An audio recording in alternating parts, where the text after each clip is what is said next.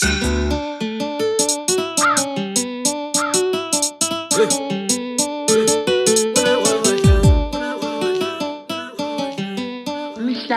mabunda umuhle akaqala umuntu ubheka bonke abamqalayo. Yina xifaketho velitshovela mayila. Yina va xivongo xo saseka xo chava ku lahla n'winyi. Hi tshama hi xitshamo xin'we loko swi ri swimbirhi. I mhangani yo bava yi bavela mavundzeni. Hina vahloti va tinyarhi. A nhlave a nhlaluko. Thuvayo mabunda.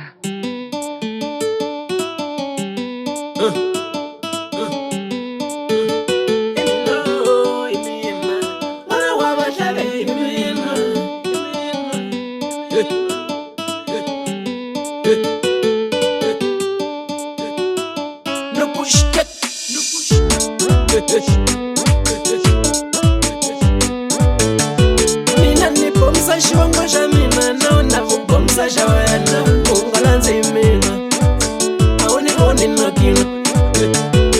Meni Bombisa Xivongo Xamina na una Bombisa Xawena ungalandzi mina a wu ni voni no tlanga. Hina vahlave makuwa emarhandzi yo rhandza ku tsaka na vanhu a wu ni voni nokina.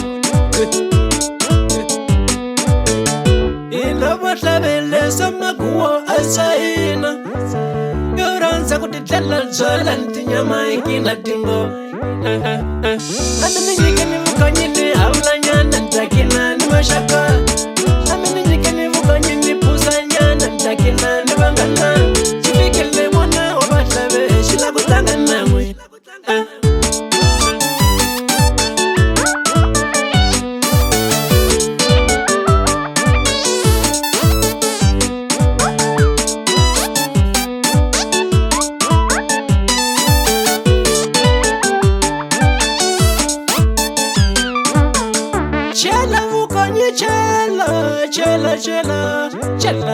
Chela ta vona mhlolo wena.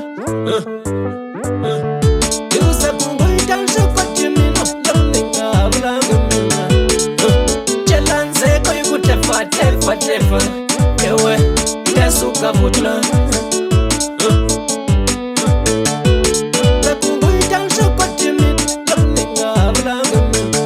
Vari avahlave vakutiva kukina avakona amina lo nukushya. Vari avahlave imavilwa hey asikodino jina amina lo nukushya. Nekuwa mwana wa vahlave imina ngobe ya vahlave imina mudlayi wa tihongo nyihlalukweni imina.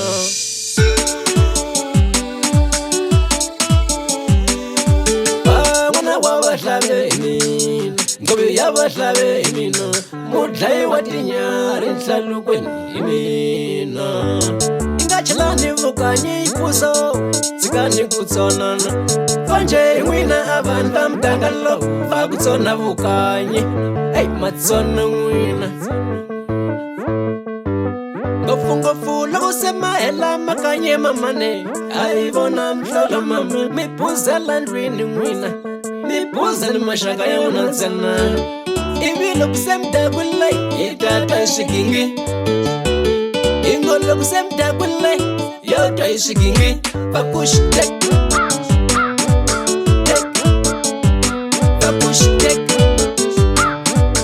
tek va push tek tek. Iloko se va dakwile va matsonane va hi tela ku va buza ni maxaka ya vona ntsena ai matsona n'wina man.